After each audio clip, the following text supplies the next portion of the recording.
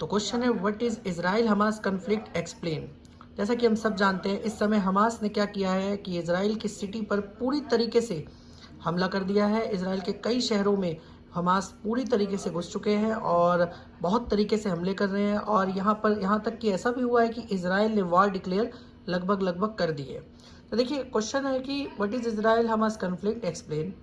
तो जैसा कि आप देख सकते हैं, आंसर ऐसे शुरू हुआ है, हमास ऑपरेशन तूफान अल-अक्सा चल रहा है, ठीक है, जो कि सिमिलर है बिल्कुल योम किपुर वार की तरह। एक 1973 में वार हुई थी। देखिए, हमारा आंसर जो है, अभी अगर हम उसके वार के बारे में मैं आपको बताऊंगा तो आंसर बहुत लंबा हो जाएगा, लेकिन अभी आप सिर्फ और सिर्फ इतना समझिए कि योम किपुर वॉर, जिसका मैंने यहाँ पर रेफरेंस लिया है आंसर में, जिसके बाद लैंड फॉर पीस इसराइल ने एक्सेप्ट किया था। उसके बाद फिर इसराइल हमास कन्फ्लिक्ट के जियोपॉलिटिकल इम्प्लीकेशंस देखते हैं। जैसा कि सबसे पहले मिलिट्री डायनेमिक्स क्या है। जैसा कि हम जानते हैं कि while Israel is it under a direct threat, it's victory against Hamas is anticipated. देखिए, पूरी तरीके से आप ये नहीं कह सकते कि इसराइल पूरी तरीके से खतरे में है, लेकिन ये समझा जा सकता है कि हमास के खिलाफ जो इसराइल की विक्ट्री होगी, आप एक्सपेक्ट कर सकते हैं, क्योंकि ये आपको मैप में दिख रहा होगा, जो छोटा सा मैप बनाया मैंने, ये जो गाजा जो दिख रहा है आपको, जहाँ पर गाजा लिखा है, यहीं से हमास के द्वारा अटैक किया गया है। तो ये छोटा सा पोर्शन है और इसराइल की सिक्योरिटी बहुत टाइट है, लेकिन थोड़ा सा लूज होने की वजह से उन्होंने हमला किया है, लेकिन बहुत जल्दी इसराइल जो है इस पर काबू करता हुआ हमें नजर आएगा। उसके बाद ये मिलिट्री डायनेमिक्स हो गई। उसके बाद सोशल मीडिया वॉरफेयर, जैसा कि हम जानते हैं आजकल का ज़माना सोशल मीडिया का है, जरा जरा सी देर में पिक्चर्स लीक हो जाती है, जिसकी वजह से क्या होता है कि वॉर जो है और बढ़ जाती है, क्योंकि अब जो है जो अरब मिलिशियाज है वो भी क्या होंगे, कहीं ना कहीं इन्फ्लुएंस होंगे इससे। अरब कंट्रीज जो कि कहीं ना कहीं अभी इसराइल के साथ अच्छे रिलेशन बनाने जा रही थी, कहीं ना कहीं उस पर भी इम्पैक्ट पड़ेगा। फिर आता है पैलेस्टीन पावर स्ट्रगल। हम सब जानते हैं पैलेस्टीन और इसराइल के क्या इतिहास रहा है आपस में, तो थोड़ा सा वो रेफरेंस डाला गया है इसमें। आप देख सकते हैं, Palestinian authorities experiencing an internal divide with Hamas and Islamic Jihad, gaining traction in West Bank, challenging the authority of Al Fatah. तो कहीं ना कहीं पैलेस्टीन के ऊपर भी अब सवाल उठने चालू होंगे। उसके बाद आता है आपका रीजनल सपोर्ट डायनामिक्स। तो देखिए, ग्लोबली जो सपोर्ट है जो कि हमास को मिलता है वो कहीं ना कहीं कम है, क्योंकि जैसे कि इजिप्ट हो गए और कुछ गल्फ मोनार्कीज हो गई, जैसे कि टर्की हो गई, कतर को छोड़ करके उनका कहीं ना कहीं सपोर्ट हमास को नहीं मिलेगा।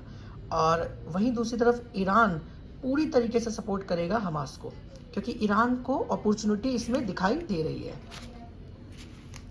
फिर आता है कि इसराइल का गवर्नमेंट स्टैंड क्या है। तो देखिए, इसराइल करेंटली अभी जो इसराइल की गवर्नमेंट है वो डायलेमा में है इस क्राइसिस के साथ। उसके बाद जियो पॉलिटिकल कॉन्सिक्वेंसेज के बारे में डाला गया है।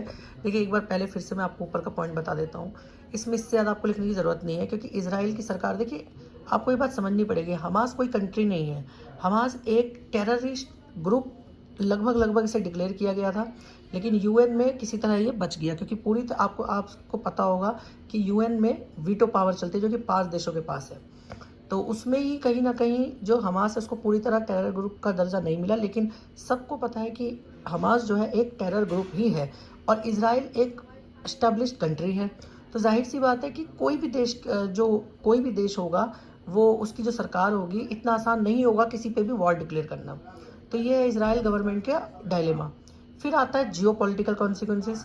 इस कन्फ्लिक्ट की वजह से जो पीस बनने वाली थी सऊदी अरेबिया और इसराइल के बीच, वो कहीं ना कहीं हैम्पर होती हुई नजर आएगी, और ईरान इसी चीज़ का फ़ायदा उठाएगा, क्योंकि ईरान जानता था कि सऊदी अरेबिया और इसराइल के बीच अगर एग्रीमेंट साइन हो जाता है हर तरीके का, यानी कि अगर उन दोनों के बीच शांति हो जाती है, तो कहीं ना कहीं ईरान को इससे बहुत बड़ा झटका लगेगा। तो ईरान को इसमें एक अपॉर्चुनिटी दिख रही है और ईरान अब इस चीज़ को और बढ़ाने वाला है। अब आते हैं सबसे मेन पॉइंट की इम्प्लीकेशंस इंडिया के लिए क्या है। तो देखिए, इंडिया के ऊपर इनडायरेक्टली अगर ये लड़ाई बढ़ती रहेगी तो आपको ऑयल प्राइस बढ़ते हुए दिखेंगे। साथ में इंडिया का एक बहुत बड़ा डायस्पोरा रहता है उस साइड में, इसराइल की साइड में, उस पर भी असर पड़ेगा, और कुछ इकोनॉमिक प्रोजेक्ट्स हैं। लेकिन कहीं ना कहीं इंडिया एक स्टेबल इन्वेस्टमेंट भी प्रोवाइड करता है इनको। उसके बाद फिर कंक्लूजन की बात की जाए तो कंक्लूजन में वही बताया गया है कि देखिए, कंक्लूजन ऐसा होता है कि जो आपने लिखा है उस पूरे का एक छोटा सा समरी आपको देना होता है विद वे फॉरवर्ड। तो देखिए, बताया गया है कि on going Israel Hamas conflict, जो कि पास्ट वार को इको कर रहा है, यानी कि जो पास्ट वार है उसका कहीं ना कहीं उसकी छवि दिखा रहा है हमें। जैसे कि मैंने आपको बताया कि स्टार्टिंग में 1973 में एक वार हुई थी, इसकी वजह से क्या हुआ कि जो अब ये जियोपॉलिटिकल डायनामिक्स है ये कहीं ना कहीं अपने फ्रंट फुट पर आएगी और अब इमीडिएट रीजन के बियॉन्ड ये लड़ाई जाने वाली है। और साथ में while the military outcome seems predictable, जैसा कि हम देख सकते हैं कि अब मिलिट्री आउटकम यहाँ पर लगनी चालू हो गई है और अब ये जो पॉलिटिकल और regional ramifications are intricate and bear watching as well. इस पर अटेंशन देना बहुत ज़रूरी है क्योंकि आसपास की कंट्रीज़ को भी इसका असर झेलना पड़ेगा। तो अगर आपको वीडियो अच्छी लगी हो तो आप वीडियो को लाइक ज़रूर करें, शेयर करें ज़्यादा से ज़्यादा और चैनल को सब्सक्राइब करें। मैं आपके लिए ऐसी ही वीडियोस अपने आंसर के साथ देता जाऊंगा। और हाँ, फीडबैक ज़रूर दें, अगर आप कुछ पॉइंट्स इसमें और इंक्लूड करवाना चाहते हैं तो ज़रूर आप अपने आंसर लिखने के बाद उस पर आप ज़रूर क्या नाम है मतलब उसको ऐड करिए। और साथ में मेरी इंस्टाग्राम आईडी जो कि बोस एकेडमिक क्लासेस के नाम से ही है, उसमें आप मुझे डीएम भी कर सकते हैं। Thank you and have a nice day.